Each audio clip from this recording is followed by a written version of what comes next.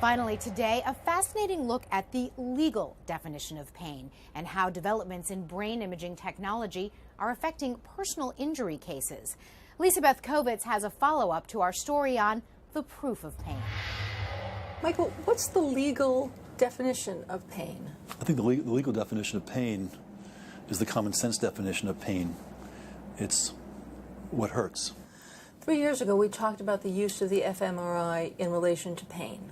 3 years ago, there was already a robust scientific literature showing patterns of brain activation that were strongly correlated with chronic pain. And there was also, in other types of imaging, significant proof that pain is not just a feeling, but it's a corrosive disease which atrophies parts of the brain and damages connections within the brain, compromising the brain's ability to communicate with itself.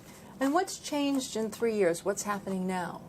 Well, I think the analysis has advanced a lot, and they've been able to identify what they using what they call biomarkers, certain specific patterns in the brain that are associated with certain types of pain, and they've also been able to much more strongly substantiate brain patterns associated with chronic pain. They've been also not just able to show anatomical consequences of chronic pain, but also correlate the functional ramifications of those anatomical consequences, the functional changes that occur when the brain is atrophied or connections are damaged or changed as a result of chronic pain in terms of changes in memory, changes in emotion, things like that. I think the best example is the O.J. Simpson case. When the O.J. Simpson case was being tried, the prosecution presented O.J. Simpson as a monster, and the defense was that he didn't do it.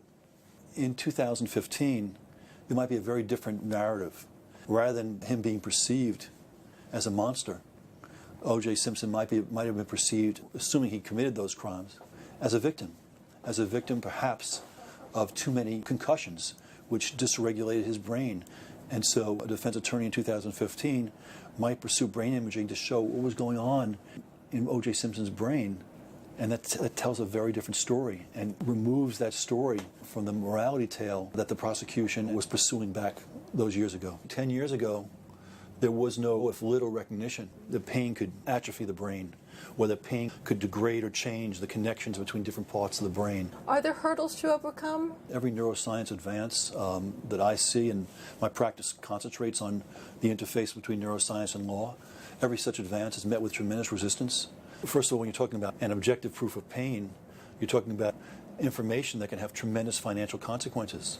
Most cases of personal injury, for instance, involve a dispute regarding either the existence or the severity of pain. There's hundreds of millions, maybe billions of dollars at stake in terms of what this information can ultimately signify.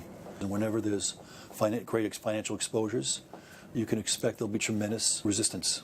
Also, the understandings the neuroscientists provide are very different than the training and funded knowledge that physicians have.